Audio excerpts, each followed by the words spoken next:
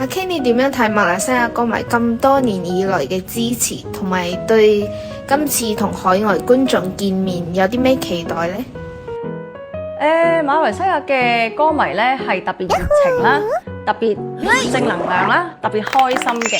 咁我對於今次即係我第一次喺馬來西亞開演唱會啦，咁我就期待呢一個演唱會係即係試一次係我咁耐以嚟覺得觀眾嘅反應係最 positive、最激動、最開心、最熱鬧，即係最大聲嗌又嗌得最大聲，掌聲又最熱烈嘅一個演唱會咯。